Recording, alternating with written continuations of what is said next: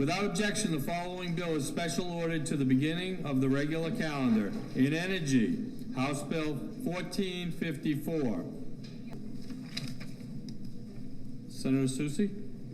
Mr. President. Senator's in recess for 2 minutes. Senator will come out of recess. Senator will be attentive to the clerk. Thank you, Mr. President. The Committee on Energy and Natural Resources, to which was referred House Bill 1454 FN, an act relative to permits for the siting of new landfills. Having considered the same, the committee recommends that the bill is inexpedient to legislate by a vote of 3-1. Senator Avard for the committee. Senator Avard. Thank you, Mr. President. I move HB 1454 inexpedient to legislate. HB 1454 would establish a formula to determine the distance for which a new landfill shall be located from a perennial river, lake, or coastal water. Currently, DES has the authority to prevent a landfill from being sited at a location that they deem could cause surface water impacts. New Hampshire regulation requires that the landfill applicant demonstrate that the proposed landfill is sited in an area where the potentially released of contaminants can be addressed beforehand to prevent impacts to surface water. The Senate Energy and Natural Resources Committee asks for your support on motion of inexpedient to legislate. Thank you, Mr. President. Thank you, Senator Avard. The motion is inexpedient to legislate. Is there any discussion? Senator Bradley. Thank you, Mr. President. I ask that the body overturn the motion of inexpedient to legislate so that other potential amendments to the bill can be considered. First, our colleague from District 1 will be the first amendment to be considered if we overturn the inexpedient motion. So I ask for a no vote on inexpedient. Senator Hennessey. Thank you, Mr. President. Thank you to my colleague from District 3. I ask also that you overturn this ITL motion so that a better motion may come forward, and I look forward to speaking to the bill and to my amendment. Senator Hennessey, the question is on the adoption of the committee recommendation of inexpedient to legislate on House Bill 1454. You ready for the question? All in favor say aye. Aye. All opposed say no. No. Noes have it. Senator Bradley. I move ought to pass. Senator Bradley moves ought to pass. The bill is now on second reading. Is there any discussion or amendments? Senator Hennessey. Thank you, Mr. President. Thank you to my colleague from District 3. I ask also that you overturn this ITL motion so that a better motion may come forward, and I look forward to speaking to the bill and to my amendment. Senator Hennessey, the question is on the adoption of the committee recommendation of inexpedient to legislate on House Bill 1454. You ready for the question? All in favor say aye. All opposed say no. No. Noes have it. Senator Bradley. I move ought to pass. Senator Bradley moves ought to pass. The bill is now on second reading. Is there any discussion or amendments? Senator Hennessey. Thank you, Mr. President. I move Amendment 1938S. Senator Hennessey offers floor amendment 1938S and may speak to her amendment. Thank you, Mr. President. What a better way to celebrate New Hampshire Department of Environmental Services Drinking Water Week and our New Hampshire professionals and partner organizations who work to ensure we have safe drinking water in New Hampshire than to look at the legislation and pass it, and that legislation is HB 1454. Our state has paid hundreds and hundreds of millions of dollars cleaning up and mitigating the impacts of PFAS contamination in communities like Merrimack. Later today, we'll take up HB 1547 and vote to spend 25 million more in order to get triple that from the federal government. Imagine if we had the opportunity years ago to put in place safeguards necessary to prevent these contaminants from entering our groundwater before they happened. That is what is at stake today, especially for towns like Littleton, Lisbon, Whitefield, Woodsville, and hundreds of private wells in Dalton, all of whom rely on safe drinking water from Forest Lake and the Ammonoosuc River. A modern landfill can produce several billion gallons of toxic leachate during its decades of operation and after, enough liquid to fill every public swimming pool in the entire United States. The scientific community unanimously agrees that landfills will eventually leak. Yes. Yes, they are more reliable than they used to be, but all landfills will fail, and many have histories of above-ground spills, accidents, or flooding. Just last year, one of our state's modern landfills in Bethlehem had a significant spill that the modern spill mitigation technology failed, and thus failed to detect and prevent this spill. When chemical and other pollutants leak from a landfill, they contaminate the groundwater, which then flows away from the site. In appropriate locations where the soil is largely made of clay and the bedrock is solid, groundwater can move away as slowly as 1 foot per year. In inappropriate locations where the soil is made up of sand and gravel or bedrock that's fractured, groundwater can move as quickly as 20 feet per day. DES has never been required to consider whether a proposed landfill site polluted groundwater will trickle away towards lakes, rivers, and wells, or whether it will hurtle towards them at high velocities. In 1991, New Hampshire established a one-size-fits-all 200 feet setback between new landfills and major surface water bodies. Unfortunately, landfill operators only have to test the groundwater at their boundary once every 4 to 12 months, allowing for a plume of contamination to travel this distance in as little as 2 weeks. HB1454 replaces this one-size-fits-all 200-foot setback with a site-specific time-to-travel setback that many states use and that the federal EPA has recommended for more than 30 years. I'm sure all you remember HB 177 from last year and the hundreds, if not thousands, of emails we received on the two-mile setback. 14 of this body voted against the legislation, and many of those 14 asked me to come back with a scientific approach to determining what a safe setback is. After months of work with legislators, residents, and scientific experts, HB 1454 is what you asked me to come back with, and I was happy to work with Representative Tucker on this legislation. It asks DES to establish this site-specific setback distance on any proposed new landfill from any perennial river, lake, or coastal water. The goal of the setback distance is to be sufficient enough to prevent contaminated groundwater from reaching these bodies. The goal of the setback distance is to be sufficient enough to prevent contaminated groundwater from reaching these water bodies. That's the goal. They calculate this by having an independent hydrologist do a routine on-site field test of the speed in which groundwater moves in any given direction, aka the seepage velocity. They then take this number and multiply by 5 to see how long it would take this potential contaminated water to move in 5 years.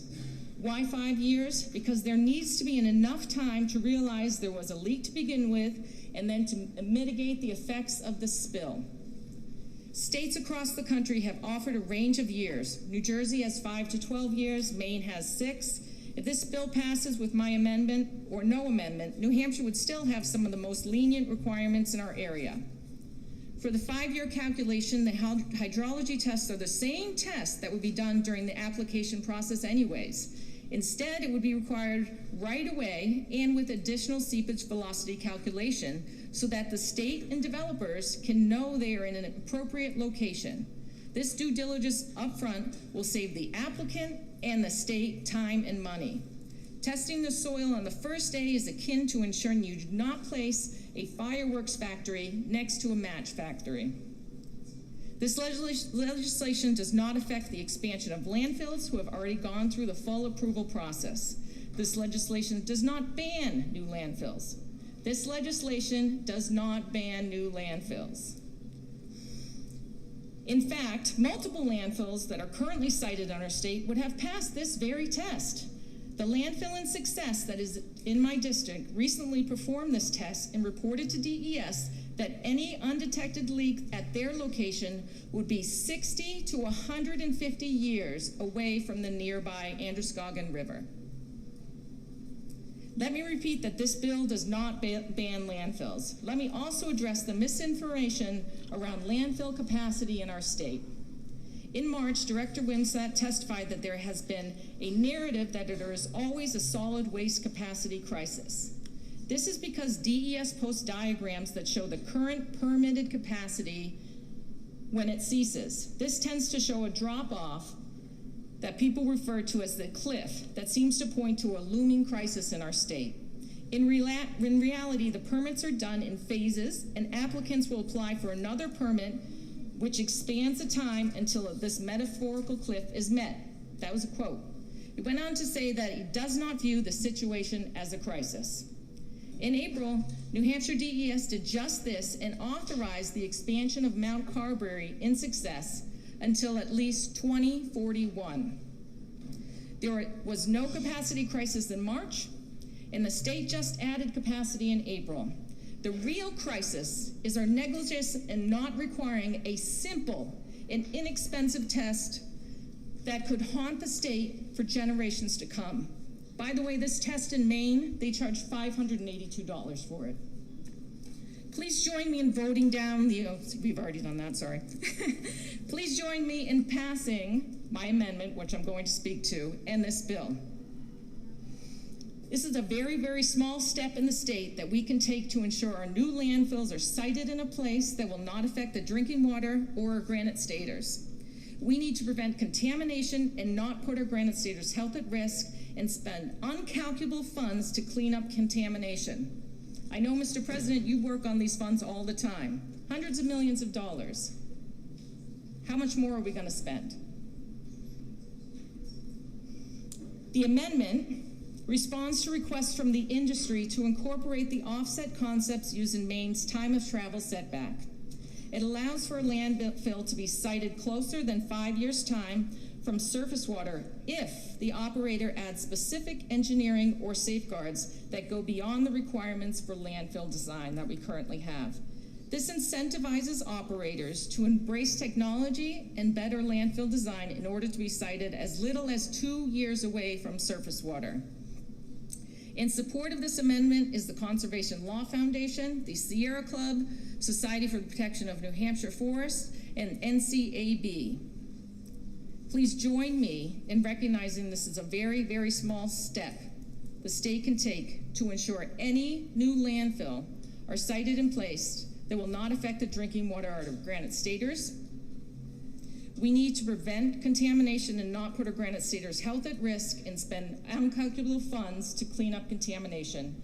And Mr. President and colleagues, please join me in celebrating Drinking Water Week. Thank you, Mr. President. Thank you, Senator Hennessey. Senators, if you have any concerns about whether or not there's an amendment in your packet, please just stand up and address the president. We have a lot of movement going on in the room right now, and I think it's causing a little bit of confusion up here with us as to where we're going with things, because we want to make sure you have what you need to be able to vote. So if you don't have an amendment or there's a concern about something, we can always recess so that we can get it straightened out. So thank you. Further discussion. You're speaking to Amendment 1938. Senator Gray? Thank you, Mr. President. If the senators have your copy of 1938, I'll be referring to several of the lines in there. You may want to follow along. Line 3, the department shall establish a site-specific. That's important as we go down through the rest of this particular bill. But then when we get down into lines 8 through and probably down to around 11, it talks about the applicant doing certain things. And the applicant has to hire a hydrologist, which I have no problem with, and providing certain information. But that information in 1, 2, and 3, in lines 8 through 16, are things that already are required in New Hampshire state law when someone submits an application. They have to do the hydrology report. They have to do a geological report. They have to do other things. And if you go to the rules for citing this, and I think it's like 804. I didn't bring all of the references with me because I didn't know how the senator from District 1 was going to speak about this. Lines 17, all right? And it's important through 17 through 19, no permit shall be issued by any division of the department for siting a new landfill that fails to conform with the setback distance calculated using the method set forth in paragraph A. Well, we heard testimony that we're going to give allowances. Well, that allowance information is down in lines 20 through to 28. So this would at least, if we're going to have allowances, you'd at least need an amendment to say as modified by paragraph D. But when we get down into D, on lines 25, it talks about additional years of setback. And then line 28, 3 additional years. So the way I read this, just taking it, we've got 5 already. If I'm doing additional years, it's 8 years now. And that's 8 years because I did something to improve it. Again, the way this amendment is written right now does not support what the senator from District 1 is trying to accomplish, and would need severe revisions to get it to there. And I believe that there's other amendments that I will speak about once they're presented if this amendment fails. Thank you, Mr. President. Thank you, Senator Gray. Senator Sherman. Thank you, Mr. President. First of all, just to respond to that, I do not believe the 5-year distance of travel is in current statute, just to clarify prior comments. I'm speaking as someone who has been working in the area of landfills, not really voluntarily, but since 2014, when we first identified a cancer cluster in my neighborhood. I think we really should take a lesson from Coakley. The Coakley landfill sits on the highest point of the seacoast. It's mostly gravel, has some bedrock. It is capped but not lined, and it was a gravel pit. The PFAS, 1,4-dioxane, and other contaminants that are emanating from Coakley right now are contaminating the Little River watershed, the Barry's Brook watershed, and flowing into Bailey's Brook. It's a Superfund site. Were we warned? We were warned. In the early 1970s, a hydrogeologist warned DES, I have a copy of the letter, that this will have a direct impact on drinking water in the area and it could be dire. They went ahead anyway. As part of the Superfund back then, the way they did it, the remedy was a cap. It's an impressive cap. People who lived in the area at the time talked about all the dump trucks that were coming and going and cleaning that up. But it's only a cap.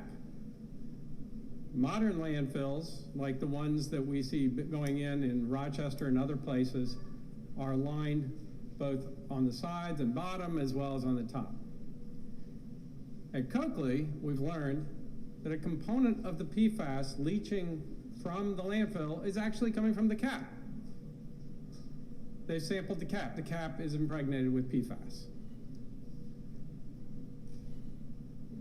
So, lesson number 1, don't site a landfill in the wrong place. Lesson number 2, we can't trust the integrity of either the landfill's lining or even the liner itself, that it won't be leaching contaminants. So what about a setback? What is the most important, or one of the most important things that we preserve in New Hampshire? That's our environment. That is the beauty of the North Country and everywhere around the state. I've been all over the state recently, and it's breathtaking.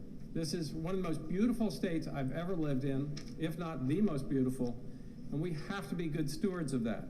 So the sole purpose of a setback between new landfills and surface water, no matter where they are in the state, is whether that setback is given in units of distance or of time, is to protect the water.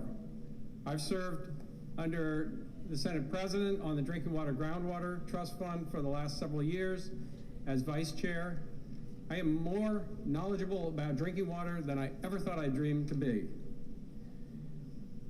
But the sole purpose is to protect that water from the inevitable leaks and oft experienced spills. The EPA has been recommending for more than 3 decades that states use one-time setbacks, they use time-based setbacks over the distance-based ones. They're more flexible. We currently have a distance-based one. The testing is based on groundwater movement, which mostly depends on the type of soil around the landfill. Some soils like gravel allow more rapid flow than soils like clay, as the senator from District 1 spoke.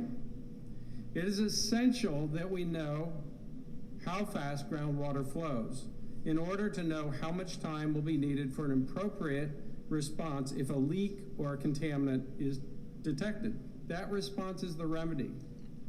In the case of my neighborhood, that response is a super fun cleanup. But we knew before, we knew ahead of time that this shouldn't happen.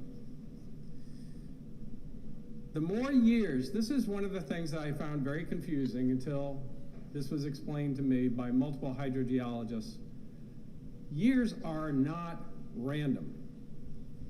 The more years that are allowed in statute, the more certain you can be that there will be enough time to stop the leak and remove the contaminant before it has a chance to reach the body or source of water you want to protect.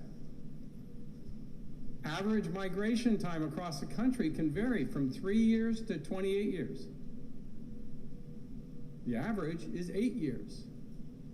Maine uses 6. Vermont, Massachusetts don't allow new landfills.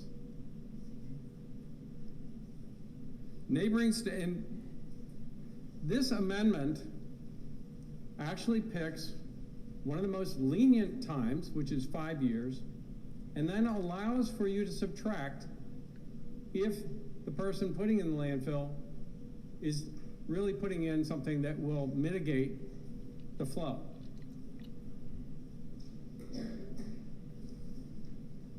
The reasonable protection of our pristine watersheds afforded by this amendment will set a measurable, attainable, and standard metric for future expansion or siting of landfills in New Hampshire. This is not about one landfill. This is about making sure we learn from the past and we're as smart as we possibly can moving forward with as much flexibility as we can possibly give to the developers. So I hope you'll pass this amendment. Thank you. Thank you, Mr. Thank you, Senator Sherman. The discussion is on Floor Amendment 1938. Senator Hennessey. Just want to respond to some comments that were made about the amendment. Lines 8 through 19 are not in current law. This is the section that calculates the rate of flow of groundwater, setting it to a minimum of 5 years. And Section D does not add time to that. It adds specifically in line 25, adds the time to the calculated travel time. So if you have an application and you've done the test, which is inexpensive again, and it says any leak is going to take 4 years to get to a body of water where it could potentially pollute it. And DES has said, if you add an additional liner or do these other mitigating steps, you can add 1 year back, or 2 years back, or 3 years back. That is what the time is calculated to. So if they say you can add 2 years back to that travel time, and you initially calculated at 4 years, then now you have a 6-year travel time, and your landfill is legal, if it passes all the other DES stuff. So this is a simple calculation, a simple amendment that will keep New Hampshire's drinking water safe. I hope that you will pass this, And please know that if you are thinking about voting for any additional amendment and not voting for this amendment, I fully believe that despite the good intentions and undoubtedly a lot of work, any additional amendment that is proposed today that you may find in your packet accomplishes nothing and is worse for our state and pushes our states and regulations back many years. It replaces a bill that has a simple premise that there are some places in our state simply not suitable for landfills and places it 5 to 10 years worth of things for DES to potentially consider during hypothetical rulemaking. We work closely, the sponsors and the scientists that worked on this bill and residents, with DES and changed the initial draft of 1454 to produce a bill DES said would not require any costly rulemaking. The amendment I am proposing will require some rulemaking, but not much. The other amendment before you today will require significant, timely, costly rulemaking. It adds dilution to factors that supposedly protect people, in essence saying, we put a lot of PFAS into the groundwater, but there's a lot of groundwater between here and the lake. The most fatal flaw is something that surely must be a drafting error. The amendment attempts to have DES put forward a setback, not in statute, but in rulemaking. But even so, the setback is completely subjective and not based on science. It says that the setback should be 1.5 times greater than the time it takes to stop the contaminant plume from reaching a river or lake. Well, if you haven't had contamination yet, how will you know how long it's going to take to clean up that contamination? Look at the Valdez oil spill. Could you ever have imagined that spill happening? If anyone even did imagine that, could they ever imagine the time and money and effort and devastation on our environment that happened? You do not know how long in advance a contamination will take to clean up. That's why, friends, I hope that you will pass this amendment before you today. Do not consider any other amendments. This is the best future for New Hampshire. Thank you very much. Thank you, Senator Hennessey. Senator Carson. Parliamentary inquiry, Mr. President. We've had testimony about an amendment that hasn't even been introduced to the body, so I don't know what is going on here. Senator Carson, floor amendment 1938 was introduced about a half an hour ago. When? I'm sorry, as an amendment? Senator Hennessey introduced the amendment. Well, I've been sitting here, I didn't see it. Thank you. It's in the packet, though. We're not handing them out. So. Further discussion on floor amendment 1938. Roll calls were requested by Senator Hennessey, seconded by Senator Gaida.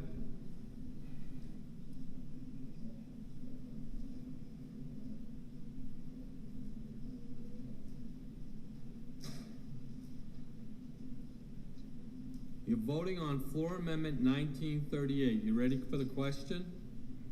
The clerk will call the roll. Senator Hennessey. Yes. Senator Gaida. Yes.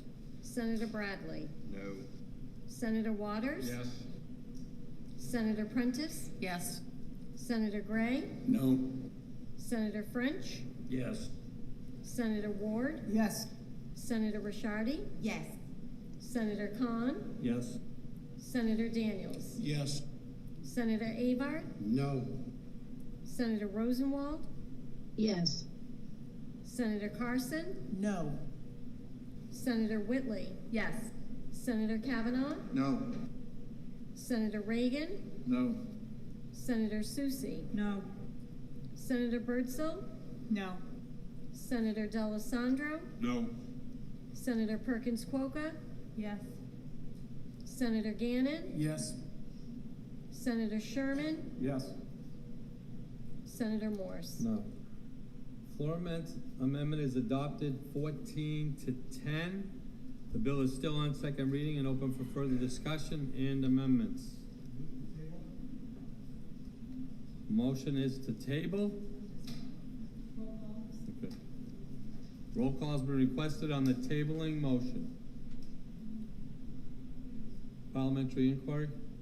President, if I know that we just passed an excellent amendment for the safe drinking water of our state, would I vote no on this tabling amendment so that we can pass this bill as amended and do the right thing for New Hampshire. Thank you, Mr. President. Seconded on the roll call by Senator Bradley.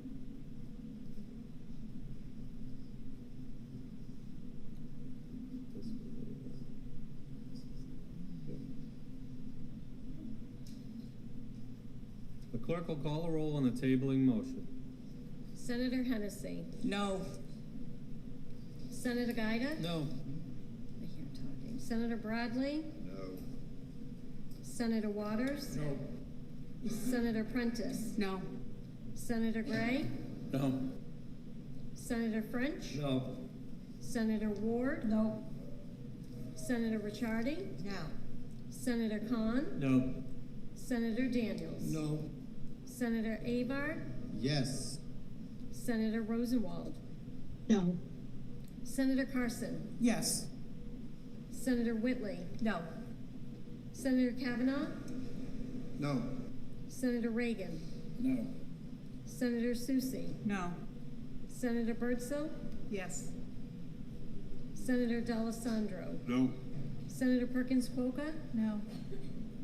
Senator Gannon. No. Senator Sherman. No. Senator Morse. No.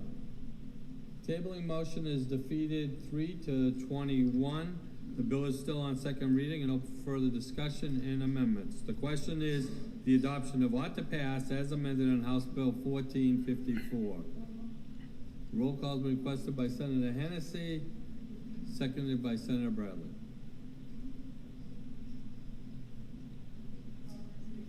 State your inquiry, Senator Susie. If we take this vote now on the ought to pass as amended, does that mean that no further amendments could be considered? Yes. Thank you, Mr. President. You ready for the roll call? Senators in recess.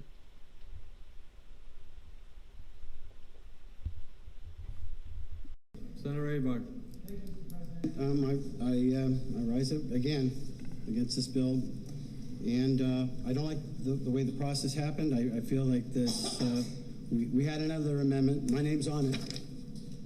Nobody talked about it. But with regards to this bill, you know, having been the chair of Energy and listening to the discussion over 177 and over now, I just want you to understand that there is a lifespan to our current landfills. We heard testimony that Bethlehem had issues and that there were leaks. I believe Sunapee puts their trash in Bethlehem. Bethlehem has a lifespan, and eventually it will close, which means Sunapee may have to ship their garbage all the way to Keystone, Rochester, which means the lifespan of that particular landfill has now going to be diminished. There is an application. There was testimony saying that this does not target one landfill, but I beg to differ. I beg to differ. There's one in Dalton that is being proposed, and there is an application for Dalton. This is Seabrook all over again. Not in my backyard. That's what we're saying. So Dalton can send their garbage out of their town, but don't you dare put it in our town. What we're seeing right now is, again, the rug being pulled out from people that put in an application. They put in a fee for a hydrologist, engineering. They go through DES and through the process, but somebody gonna move the goalpost because they don't want it in their backyard. That's what's going on right now. I don't care where this landfill goes. I care about the process. And when we pull the rug out from somebody that wants to do business in the state of New Hampshire, because we don't want it in our backyard, and you can pull on the heartstrings, wonderful, but nobody is going to do business in the state of New Hampshire if this bill gets passed. Nobody. Guess what else is on the line? Part of the application is the possibly $100 million recycling plant. Heck, let's not get a recycling plant, let's put it in the ground, because who knows? We're only going to save the landfills that we already have right now. Why do we need a recycling plant? It's part of the application, but that goes away. And so does the hope of New Hampshire dealing with it. Ladies and gentlemen, that's not going to stop the people from out of state putting their garbage in our towns. This isn't going to do that. What is this going to do? It's going to say, New Hampshire, are you kidding? They are so fickle. They're so fickle. We can't do business in there. If this passes, I hope the governor vetoes it. Thank you, Mr. President. Senator Carson. Mr. President, I rise to speak against this bill, and I would like to echo the comments of my colleague from District 19. I am extremely concerned about this process. And also my colleague from District 12. We all know what this is about. This is not about all the landfills. This is targeted to one landfill. And let's be very, very clear about this. We all support clean drinking water in our state. Mr. President, you and a number of senators in here have worked tirelessly for hours and days upon days, ensuring that the people of New Hampshire have clean drinking water. But I can't support this because of the process. And now, after listening to the debate here today, I understand why the committee, the majority of the committee, ruled inexpedient to legislate. This is not ready to come forward. This is not ready to come forward. And I am concerned, Mr. President, if we put this into statute, we are going to be doing more harm to our state and to our citizens than we can even think about. So thank you very much, Mr. President. Further discussion? Seeing none, you ready for the roll call? The clerk will call the roll on ought to pass as amended on House Bill 1454. Senator Hennessey. Yes. Senator Guida. Yes. Senator Bradley. Yes. Senator Waters. Yes. Senator Prentice. Yes. Senator Gray. No. Senator French. No. Senator Ward. No. Senator Ricciardi. Yes. Senator Khan. Yes. Senator Daniels. Yes. Senator Avard. No. Senator Rosenwald. Yes. Senator Carson. No. Senator Whitley. Yes. Senator Kavanaugh. No. Senator Reagan. Yes. Senator Susie. Yes. Senator Birdsell. No. Senator D'Alessandro. Yes. Senator Perkins Quokka. Yes. Senator Gannon. Yes. Senator Sherman. Yes. Senator Morse. No. The ayes have it, 16-8 is ordered to third. The motion is adopted and it's ordered to third reading.